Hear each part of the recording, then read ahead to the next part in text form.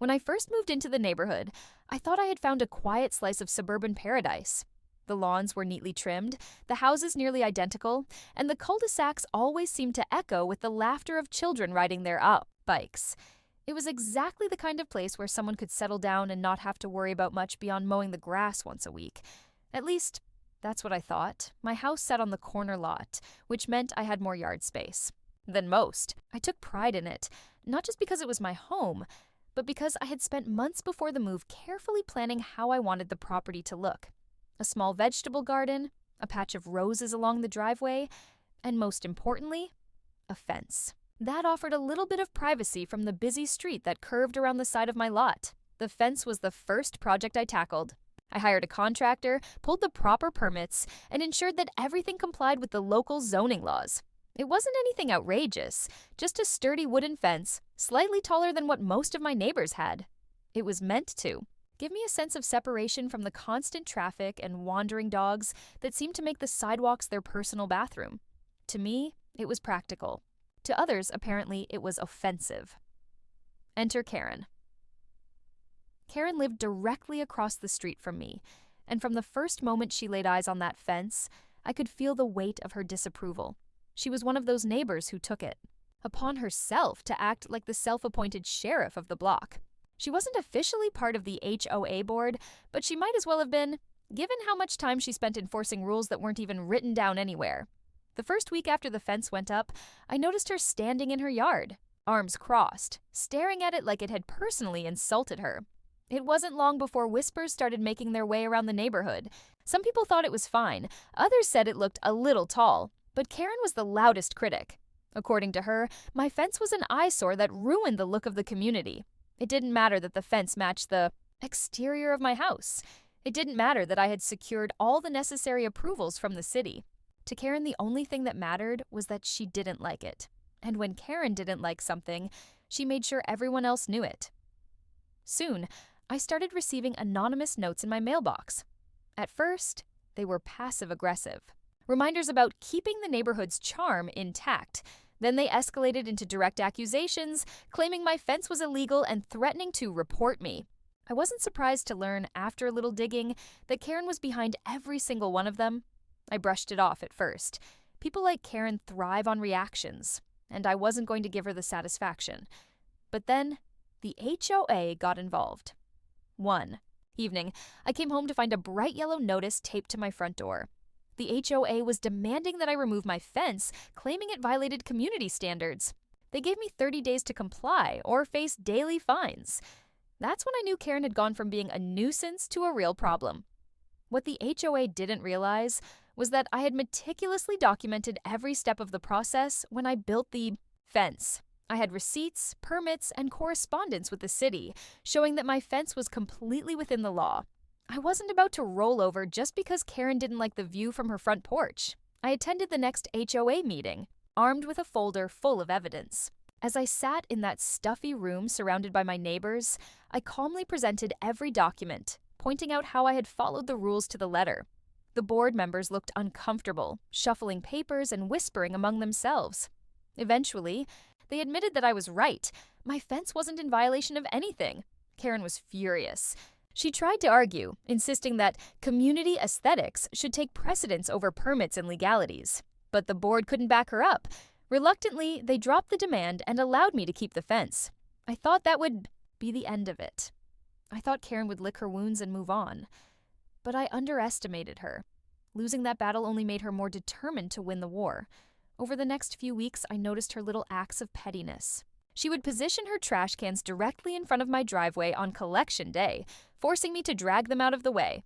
She started blasting music early in the morning on weekends, always just loud enough for me to hear, but not loud enough to be considered a violation. She even recruited a few other neighbors to start grumbling about my fence, hoping to build a coalition against me. I could feel the tension growing every time I stepped outside. It wasn't just about the fence anymore. It was about control. Karen wanted to prove that she could bend me, that she could force me to submit to her idea of how the neighborhood should look and operate. And that's when the idea for the castle wall first entered my mind. At first, it was just a passing thought, a half-joking fantasy about how funny it would be to make my fence even taller and more ridiculous, just to spite her. But the more I thought about it, the more appealing it became.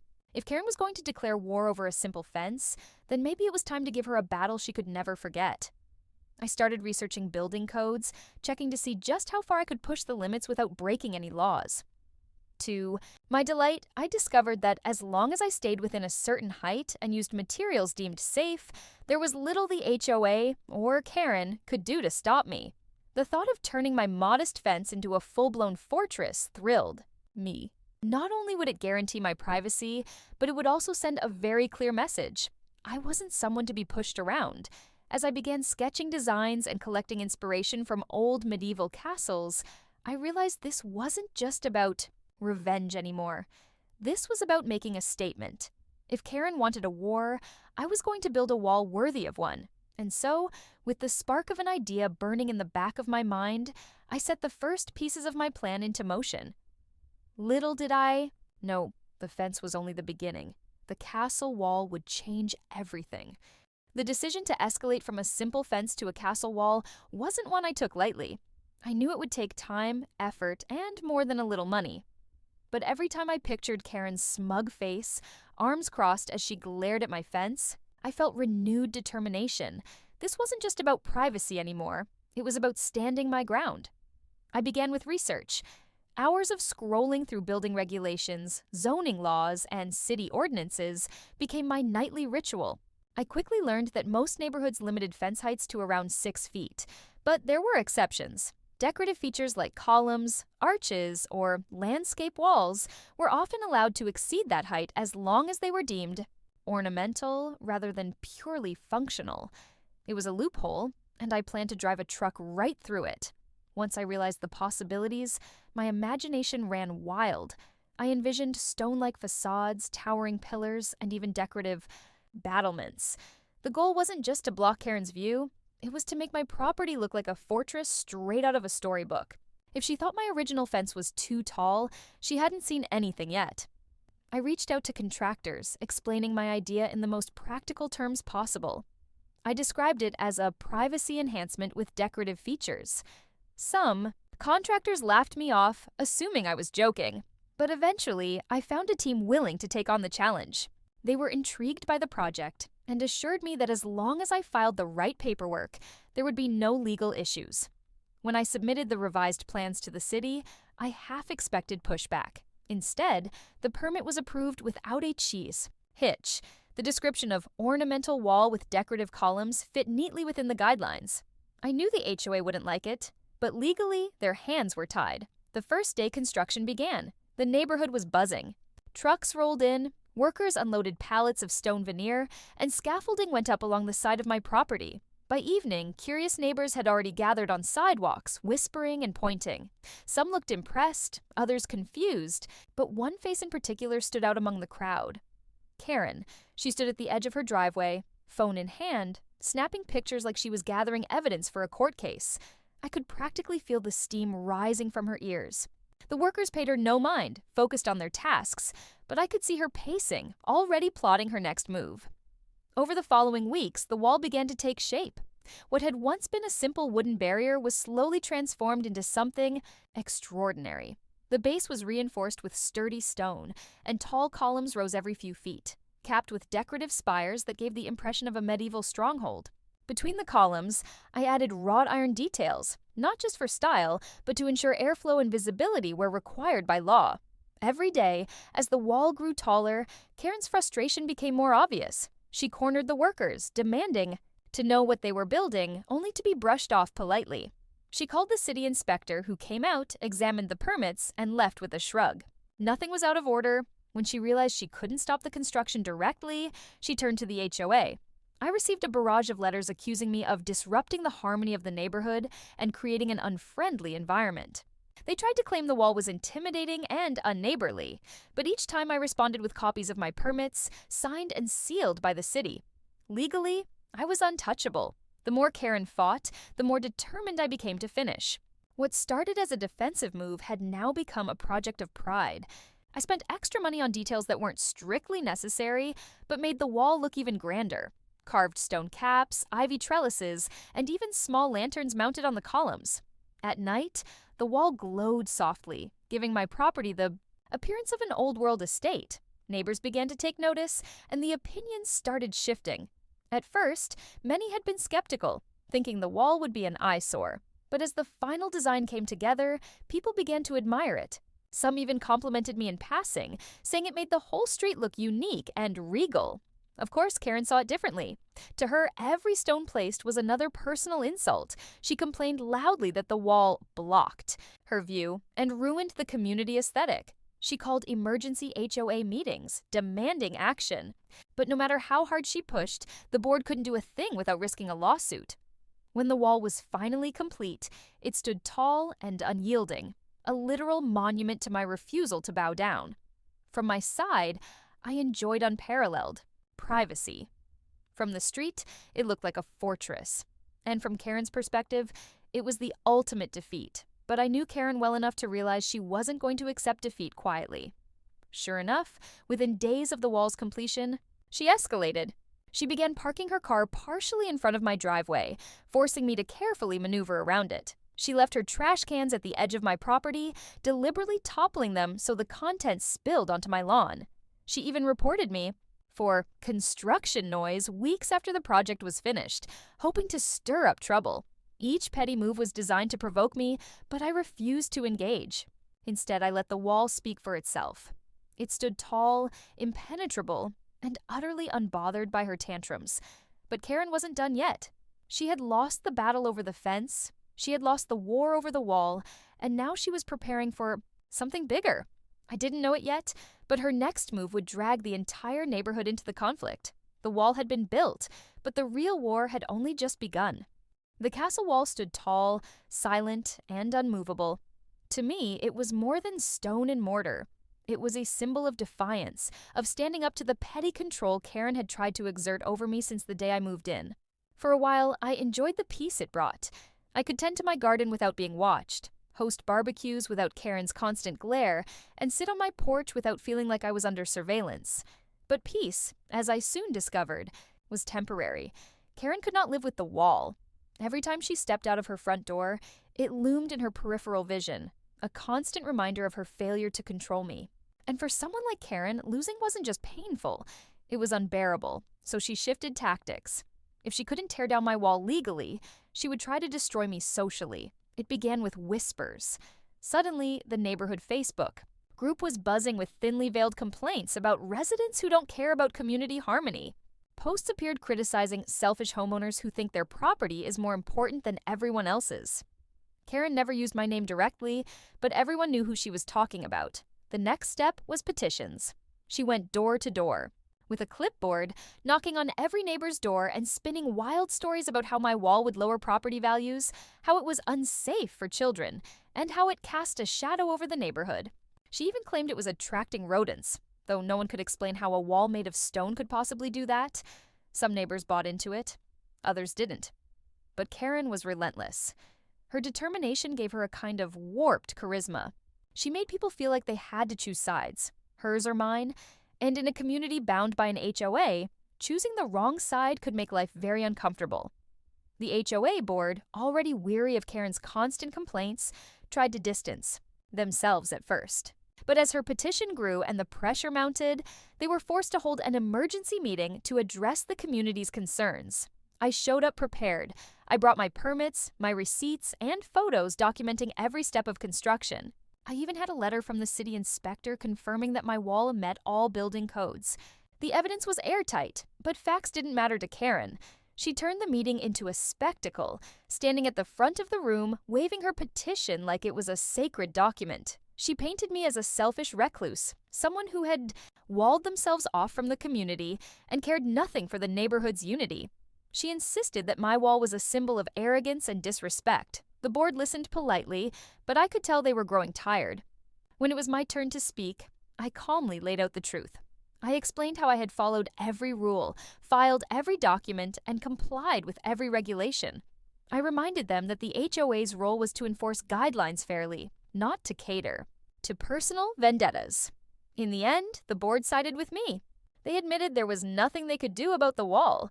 It was legal, it was permitted, and it wasn't going anywhere.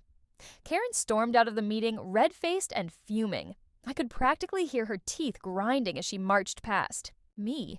But if I thought that would be the end of it, I was wrong. Karen doubled down. She began weaponizing every minor inconvenience she could think of. If my trash can was out for collection a minute past the deadline, she reported it. If a single weed sprouted in my yard, she took pictures and sent them to the HOA. If my car was parked on the street for even a short time, she filed a complaint. It became clear that her new strategy wasn't to win a big battle, but to exhaust me with 1,000 little ones. Death by paperwork, harassment by technicality. At first, it was frustrating. No one likes coming home to find yet another letter taped to their door, each one demanding action over something trivial. But as time went on, I realized something important. Karen was losing allies. The more she obsessed over me, the more the rest of the neighborhood began to see her for what she was. A busybody with too much time on her hands. Her constant complaints were no longer seen as community service. They were seen as harassment. Neighbors who had once nodded along with her petitions started rolling their eyes when she came knocking. Some even began quietly supporting me, stopping by to compliment the wall or tell me they admired how I kept calm in the face of her antics. Slowly, the tide of opinion shifted. That shift didn't sit well with Karen. She was used to being the loudest voice in the room, the one everyone deferred to. Watching her influence slip through her fingers only made her more desperate. And desperation, I would soon learn, can drive people to reckless extremes. It started with small acts of sabotage. I noticed scratches on my car that hadn't been there before. My mailbox was mysteriously knocked over one morning, though the post was solidly cemented in place. Tools disappeared from my backyard shed even though the lock was intact, as if someone had deliberately removed them just to cause inconvenience. I had my suspicions, of course, but without proof, there was little I could do. Still, the timing was too perfect to ignore. Each incident coincided with another one of Karen's humiliations, another failed attempt to rally the neighborhood against me. Then came the breaking point. One morning, I woke up to find spray paint on my wall. Bright red letters scrawled across the stone. Eyesore. That was the moment I realized Karen had crossed a line. It wasn't just about petty complaints anymore. This was vandalism, a crime. And I wasn't going to let it slide. I contacted the police, filed a report, and provided security camera footage that showed a familiar figure lurking near my property in the dead of night. The grainy image wasn't crystal clear, but it was enough to raise eyebrows. Karen had always claimed she was upstanding, but the evidence suggested otherwise. The police promised to investigate, though I knew these things rarely moved quickly. Still, just the fact that she was now under scrutiny gave me a sense of satisfaction. Karen had declared war, but she had overplayed her hand.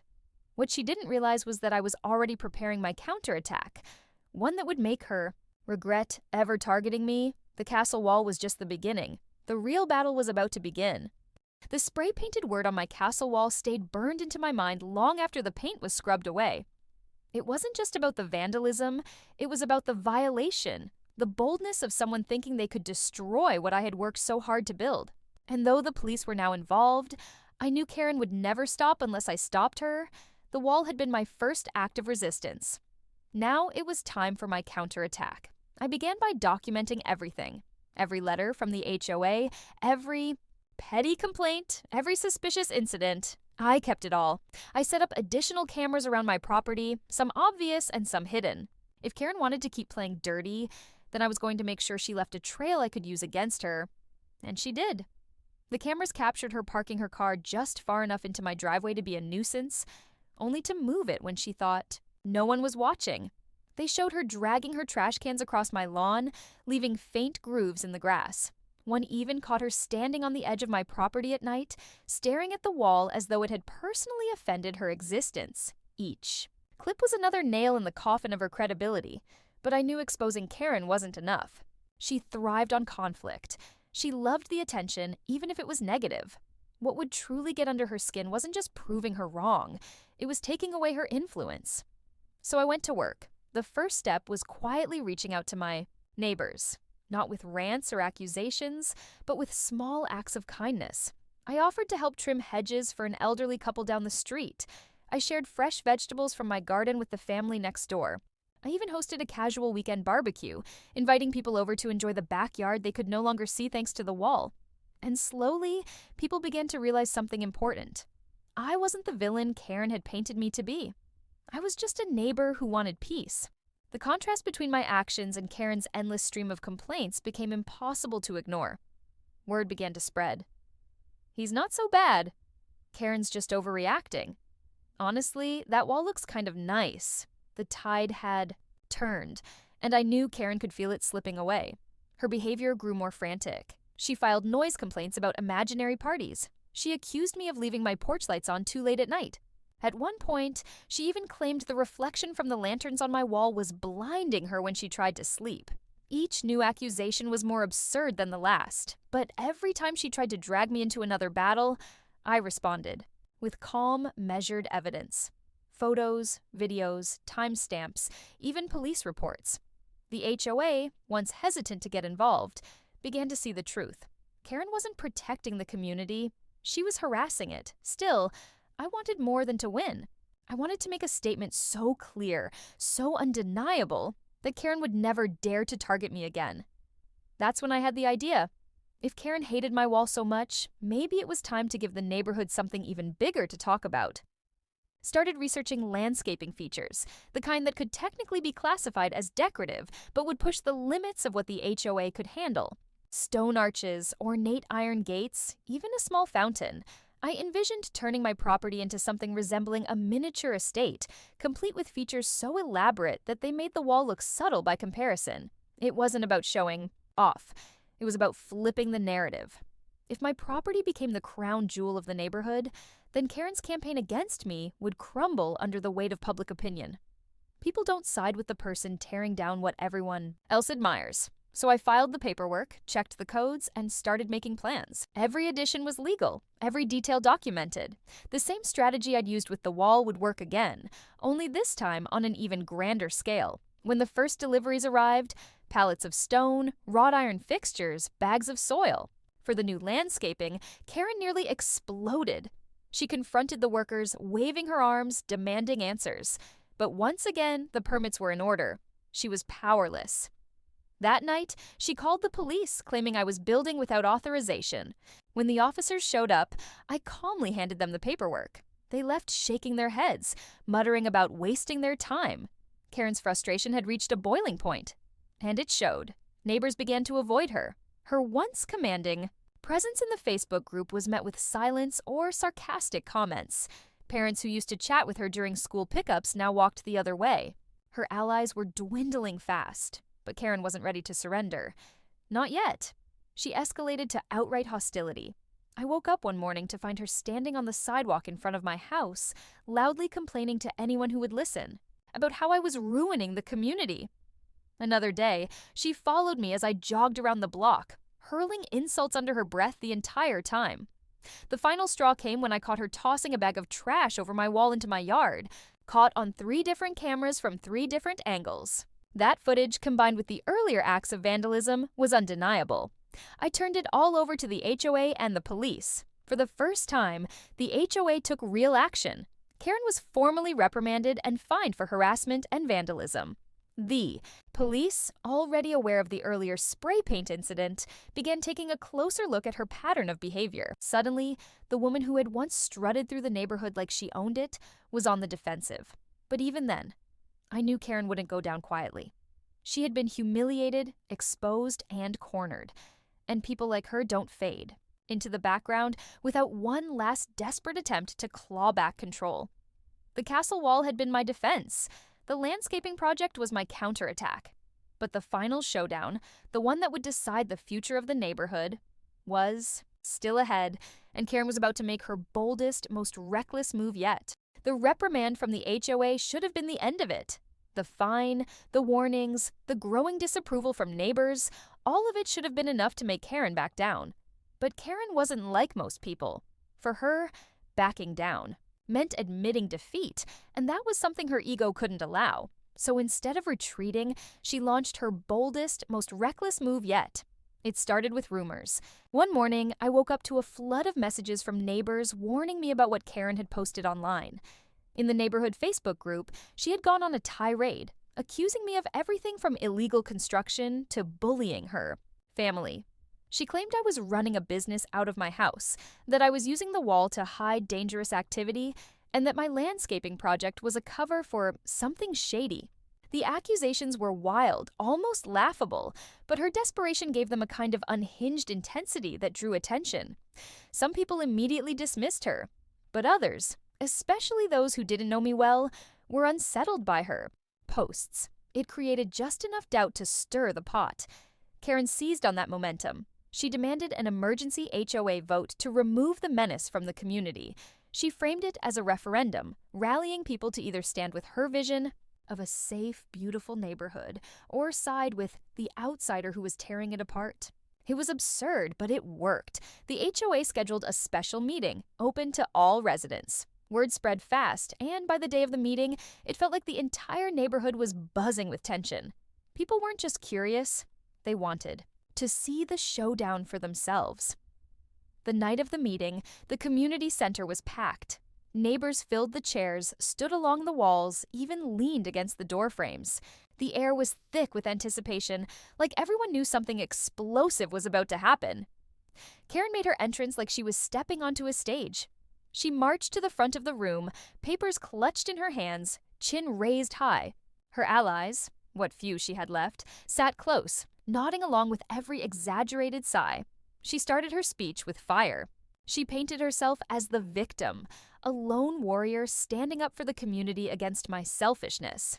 She rattled off a list of complaints, each more dramatic than the last. The wall was a monstrosity, my landscaping a circus, my very presence a threat to property values. She even claimed her children were afraid to walk past my house, though no one had ever seen them avoid it before.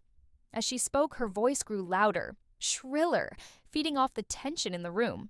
She pointed at me, waved her petition like a weapon, and demanded that the HOA take immediate action to tear down the wall and restore order.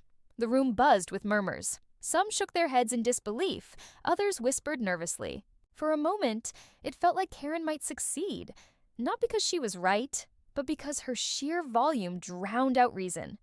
But then it was my turn. I stood, calm and deliberate, and walked to the front. Instead of raising my voice, I let the evidence do the talking. I laid out my permits, my receipts, my photos, my videos, each one proving beyond doubt that everything I had done was legal, compliant, and documented. I showed clips of Karen parking in my driveway, dragging trash across my lawn, vandalizing my wall. I played the footage of her tossing garbage over my fence, the timestamp glowing in the corner of the screen. The room went silent. Neighbors who had once been unsure now saw the truth laid bare. Karen wasn't a victim. She was the aggressor. She wasn't protecting the community. She was terrorizing it. Every piece of evidence chipped away at her credibility until there was nothing left. By the time I finished, Karen was trembling.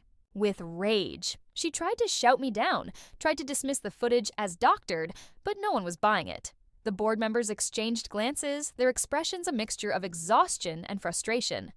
Finally, the HOA president spoke. He announced that after reviewing the evidence, not only was I in full compliance, but Karen was in clear violation of multiple HOA rules regarding harassment and vandalism. She was fined again, this time heavily, and warned that further misconduct could result in legal action or even removal from the HOA. The room erupted. Some neighbors clapped, others muttered in relief, and more than a few shook their heads at Karen. For the first time, she wasn't the loudest voice in the room. She was the outcast. Karen, however, couldn't accept it. She stood screaming about conspiracies, accusing the HOA board of corruption, and threatening lawsuits against anyone who conspired against her. Security had to be called to escort her out, her shrill protests echoing through the hall as the door closed behind her. It was over. At least, it seemed like it was. In the days that followed, the neighborhood felt different. People stopped by my house to offer support, to apologize for believing Karen's lies, or simply to admire the wall and the landscaping. The wall that had once been a source of controversy was now a symbol of resilience, a monument to standing up to tyranny in the form of one overzealous neighbor. But Karen wasn't gone. She retreated into her house, blinds drawn, rarely seen except for the occasional angry post online. Rumors swirled that she was consulting lawyers, that she was plotting some kind of comeback. And while I enjoyed the calm, I couldn't shake the feeling that Karen wasn't finished. People like her don't disappear quietly. They wait. They stew. And they look for one last chance to strike back. And when that chance came, it would test everything I had built. Not just my wall, but my resolve. After the explosive HOA meeting, the neighborhood settled into an uneasy calm. With the fines levied against her and her credibility shattered, Karen had retreated into her house like a wounded animal. For weeks, she was a ghost. No more confrontations. On the sidewalk, no more trash cans in my yard, no more late-night glares from across the street. It was almost too quiet. I knew better than to assume she had given up. Karen wasn't the type to accept defeat gracefully. She thrived on control, on bending others to her will, and she had lost everything in a very public way. For someone like her, silence wasn't surrender. It was plotting. And sure enough, the storm came. One Friday morning, I opened my mailbox to find a thick envelope stuffed with papers. A lawsuit. Karen was suing me. The claims were absurd. Alleging emotional distress, property devaluation, and even psychological trauma caused by my wall. She accused me of deliberately constructing it to target and harass her. She demanded damages, the removal of the wall, and compensation for her suffering. It was the desperate swing of someone who had nothing left to lose. At first, I was furious. The idea of being dragged into court over something so ridiculous made my blood boil. But then I remembered all the documentation I had collected. The permits, the videos, the reports, the HOA rulings. I wasn't just prepared, I was over-prepared. So I hired a lawyer, handed over my mountain of evidence, and let the process begin. Court cases moved slowly, and during those months, Karen's reputation in the neighborhood disintegrated further. Word spread quickly that she was suing me, and most people saw it for what it was: a final tantrum. Neighbors who once tolerated her began avoiding her entirely. Parents refused to let their kids play with hers. Invitations to block parties stopped. Arriving at her door, Karen had waged war on the community as much as she had on me, and now she was paying the price in isolation. When the court date finally arrived, it was almost anticlimactic. My lawyer laid out the evidence in a calm, methodical manner. Every permit was shown, every inspection report verified, every video clip displayed. Then came the footage of Karen's vandalism, her harassment, her pattern of behavior. Her lawyer tried to argue, but it was like throwing pebbles at a brick wall.